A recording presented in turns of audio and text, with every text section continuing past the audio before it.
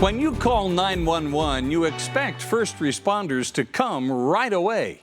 But tonight, Fox 13 News investigates slow police response times in Salt Lake City. In fact, the union representing officers says the problem has gotten so bad that officers cannot, in good conscience, guarantee the safety of citizens. Fox 13's Adam Herbetz takes a closer look at the problem.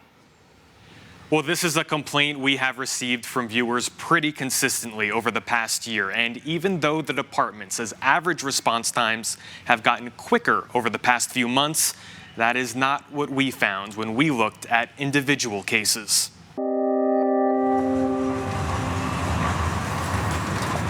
We opened up the sliding glass door, and that's when we heard the screaming.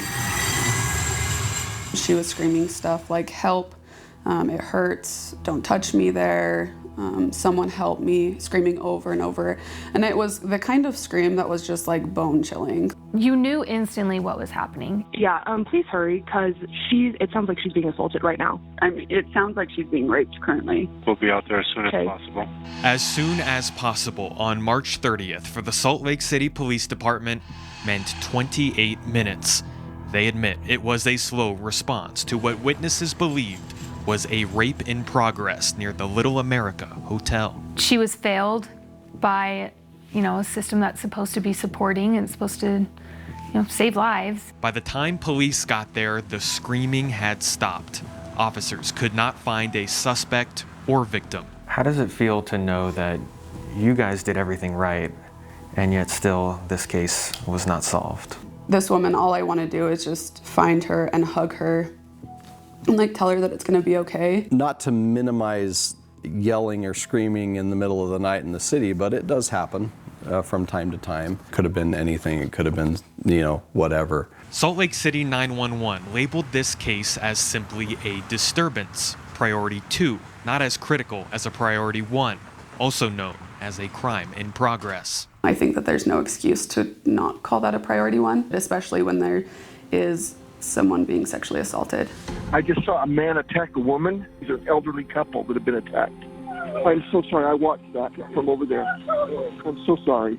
And he struck her in the face about right here, and she dropped.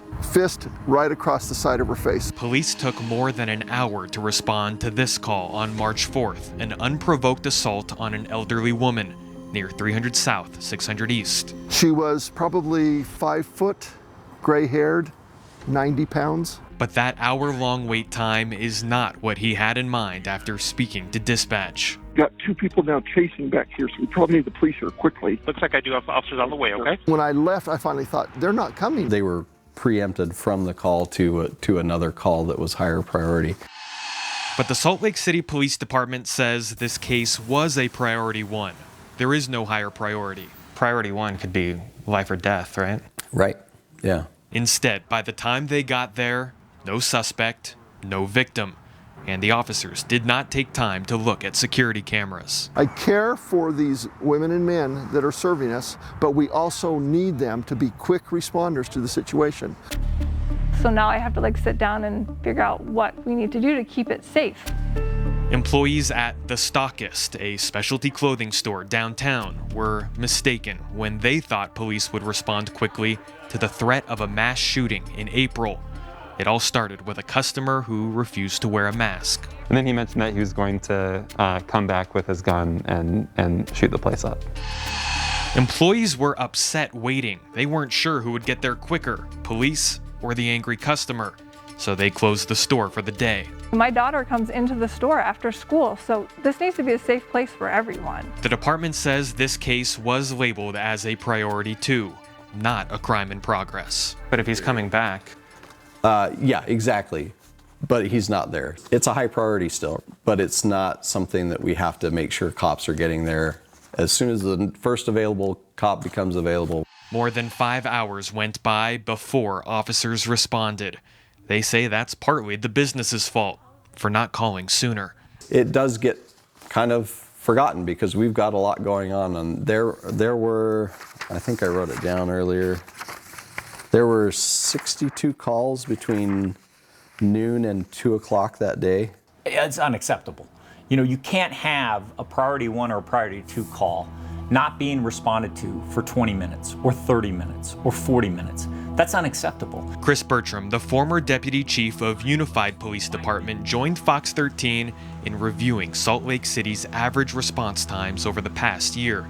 For a priority 1 call, responses ranged from 7 minutes, 31 seconds, November 2020, to 18 minutes, 36 seconds in August 2020. The department's stated goal is 4 to 5 minutes. Priority 2 calls ranged from 11 minutes, 3 seconds, April 2020, to 31 minutes, 52 seconds in October 2020. An innocent person that should have received that response is going to be the victim of a crime, and you in the media are going to tell everybody about it. This is the reason you're doing the story, is it's already happening. What are we doing about it? When you don't have enough officers, you don't police. That's the problem. The Salt Lake City Police Department is currently understaffed by 77 officers. There's supposed to be more than 500. There's no concern from the criminals in Salt Lake City right now. Union President Joe McBride believes because of this, the city is not safe, and he says officers are unhappy, many of them leaving because they do not feel support from the chief. Sometimes you can't control who you work for. Unfortunately, for some of our officers, that's meant going to another department. And I know that our police chief has wished them well. The department says even though average response times are significantly slower than they would like, they have improved over the past few months because of fewer calls for service, fewer protests, and more officers getting vaccinated. We need to do better, but I think we are getting to that point. These are folks that are in crisis, and they need help. When I am in a time of need, when I am watching an elderly person be assaulted, or I believe somebody is being harmed, raped, if that is unfortunately the way that it is, let the citizens know. Let them know that, hey, if you call, it may be 15 minutes before we get there. The police department and police union agree. Things may get worse before they get better.